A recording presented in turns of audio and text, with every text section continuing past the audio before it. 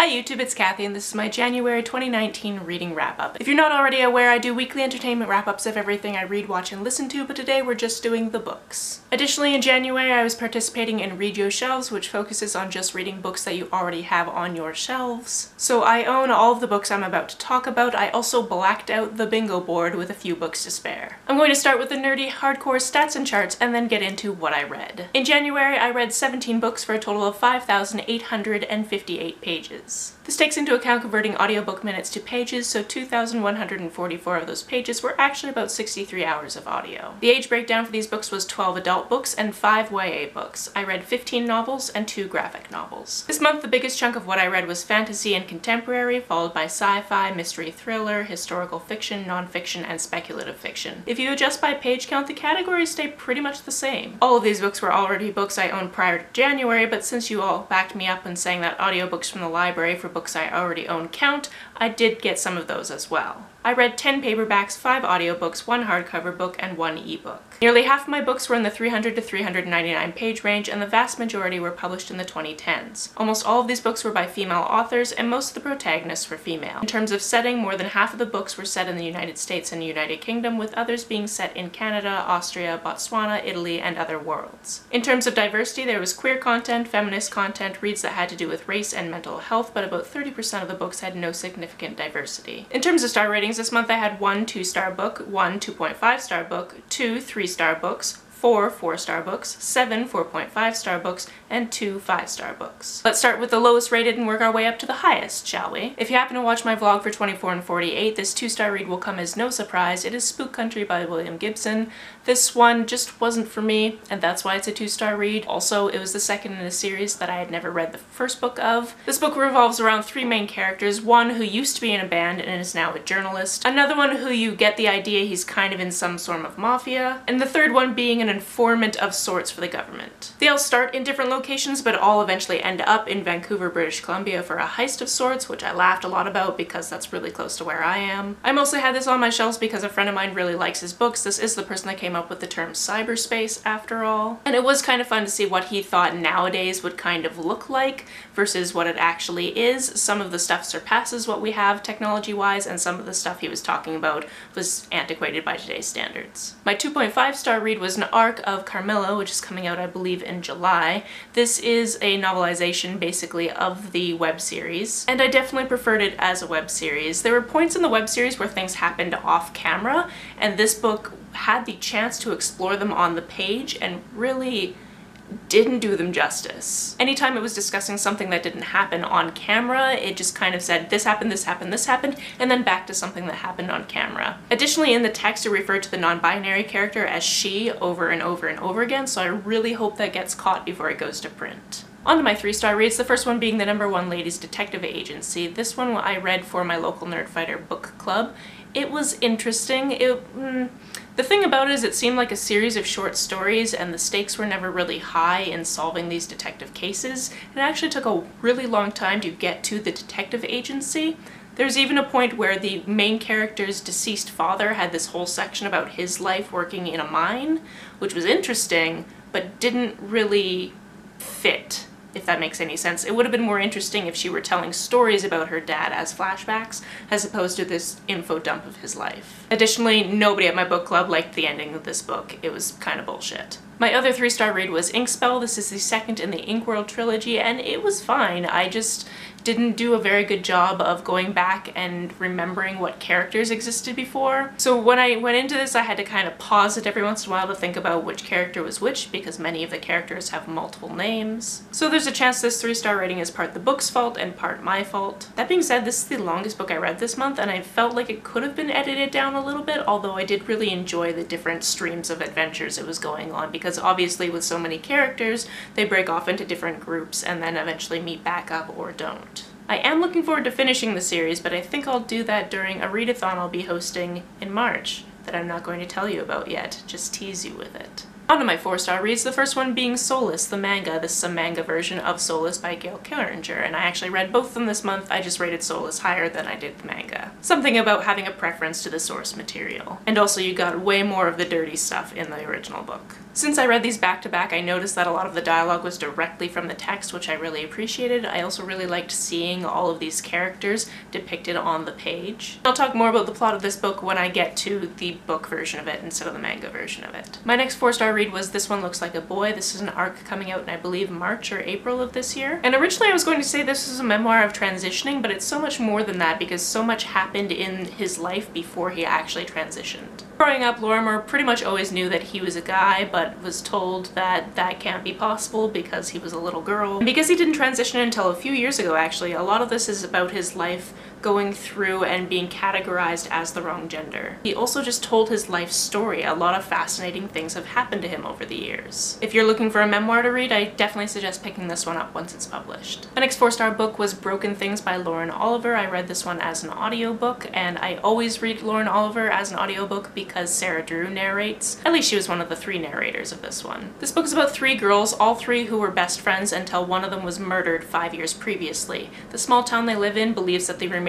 2 girls did it, and even though they were never convicted of this, the town just believes that they got off on a technicality and that they should be in prison. One of the 2 remaining girls turns up some evidence while she's clearing out her mom's house, and they decide that it's time to finally figure out who killed their best friend. This one had a lot of twists, a lot of turns. I highly suggest listening to the audiobook if you can, because the voices that the narrators do are wonderful. Also, this is a bookish book because the thing that really brought these 3 friends together was a book, and that actually led to the one character dying. And you know, I love a bookish book. Like I said in my weekly wrap-up when I talked about this, if you know of any other thrillers that are bookish books, I really want to know about them because I want to read them, so if you know any, let me know. And my last 4-star read was Solitaire by Alice Oseman. This was her debut novel, and I really enjoyed it. I also noticed that this book and Radio Silence are tangentially connected, so I have a feeling that all of her books take place in the same universe. This book is about a girl named Tori who is in the UK in their version of high school and dealing with all of that type of stuff. Also, her brother had some mental illness issues previously, so she's keeping a good eye on him,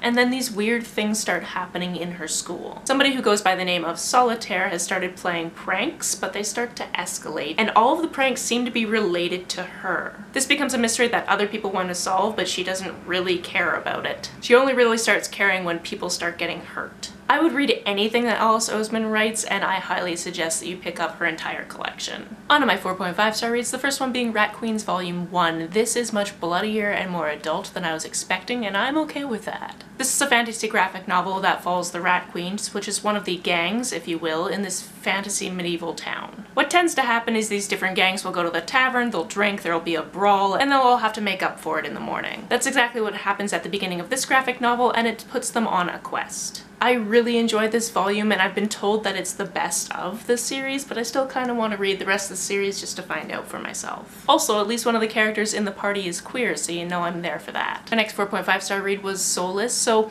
this one I picked for Read Your Shelves because there's a category where you can create your own category, and I wanted to read something that sounded preposterous. This one has vampires, werewolves, the main character doesn't have a soul, and her Italian father is dead. That just sounded preposterous to me, that's why I picked it up. This one has a hate-to-love relationship, a lot of the same social cues as Victorian England, but then adding in vampires and werewolves. And it's delightful. I'm going to need to read the rest of them now. Next was In the Unlikely Event by Judy Blume. This one is based on a true story, and the true story being that there were quite a few plane crashes around the time when Judy Blume was living in New Jersey in her childhood. That being said though, all of the characters in the book are fictional characters. Although this one centers around Miri, a young Jewish girl at the time, it's really a community piece. We get to see all of these different lives, how they interact, and what happens when people in those lives die because of these plane crashes. I feel like this was masterfully put together. There were so many moving pieces, and yes, at times I had to try to remember which character was which because there are so many. But regardless, I wanted to find out how everybody's story ended.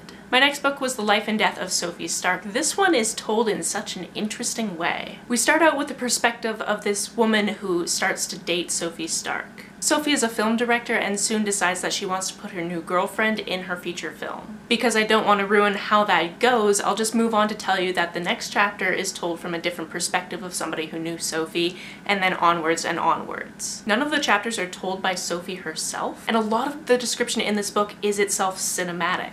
There are tons of different film references and artistic choices, and if you are a fan of film, this is a book you should pick up. The next book on this list is Reconstructing Amelia by Kimberly McCreight. This one is about a woman whose daughter is caught cheating at school, and the woman goes to school to pick her up, and by the time she gets there, her daughter is dead. I feel like I said that with a smile, but like it's a smile because it's such a turn in the twist. It wasn't because I was happy her kid was dead. What follows is a back and forth between the mother trying to come to terms with what happened to her daughter and finding out that she might not have killed herself, and a timeline of her daughter in the past and how it got to this point. I highly enjoyed this structure, and I really liked how the characters were working in tandem. Even though we knew from really early on that Amelia was going to die, it didn't change the fact that we really wanted to know how. Because you're told in the synopsis on the back of the book in the first line or two that Amelia ends up dying, I kind of wish that the very beginning of the book was just tightened up a little bit. There's a lot of just Kate talking about like Amelia's childhood and all these types of things while she's stuck on the subway to pick up her daughter. And because any reader who's read the blurb knows that her daughter is dead,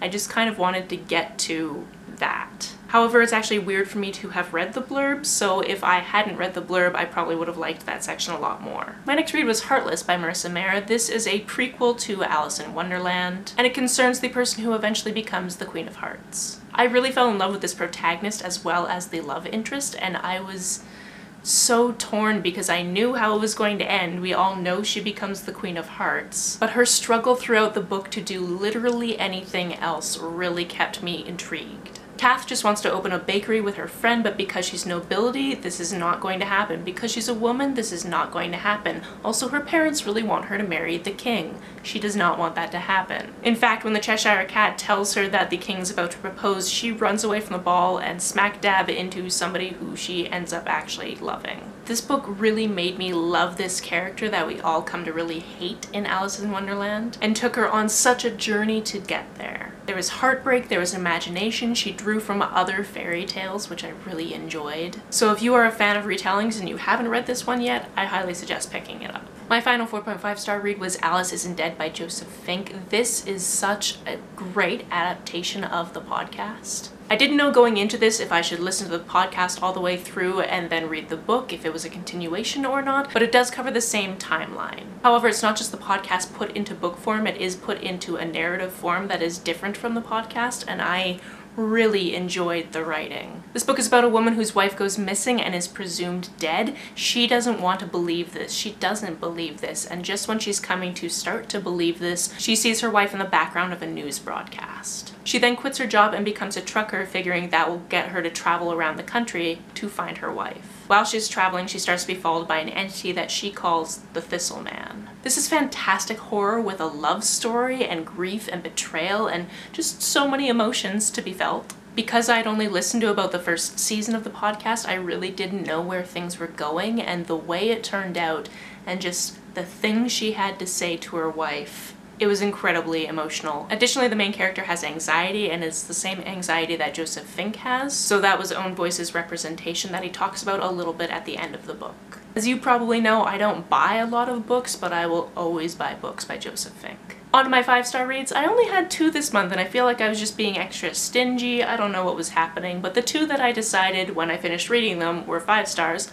Are these 2. The first one is The Cottingley Secret by Hazel Gaynor. This one is a historical fiction that has to do with fairies. And as I was reading this one, I actually realized that I knew a little bit about this story, but I definitely didn't know the full scope of this story. During the First World War, our protagonist moved from South Africa to Cottingley, Yorkshire because her father was conscripted to be in the war. While there, she would play in the woods and she often saw fairies. However, nobody really believed her, so her cousin drew some fairies and they created this photograph to prove to people that fairies existed. This was just meant to get them out of trouble, but then this photograph spread and other people knew about it, including Sir Arthur Conan Doyle. That's just one half of the story. The other half of the story takes place in present day. A woman named Olivia has gone back to Ireland because her grandfather has recently died. He left her his bookshop as well as this manuscript, which ends up being the story of the Cottingley girls that we read back and forth from. Obviously, as soon as I said manuscript, you probably caught on to the fact that this is a bookish book, so yes, that obviously made me love it. It was also incredibly told. I love the format of going between present day and the past.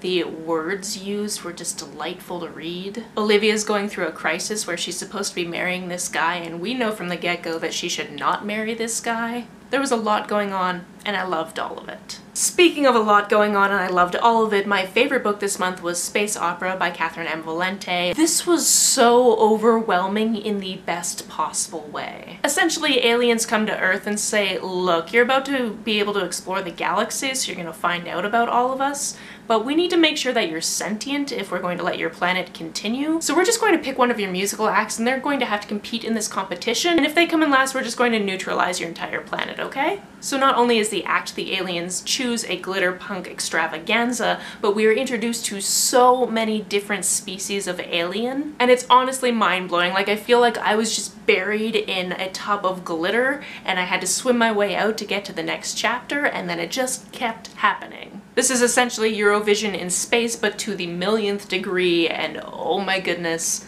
I never thought I would be happy to be so overwhelmed by a book. This is one of those books that I could read several times and still not pick up all the nuances of the different species we encounter. If you're looking to have your mind blown, this is the book for you. If you want to hear me talk more about these books, or other books for that matter, the playlist for the weekly entertainment wrap-ups is always linked down below. Have you read any of these books? If so, let me know about it down in the comments. On the way down to the comments, if you hit that subscribe button, that would be very nice of you. You can like and share this as you see fit, and I will see you very soon.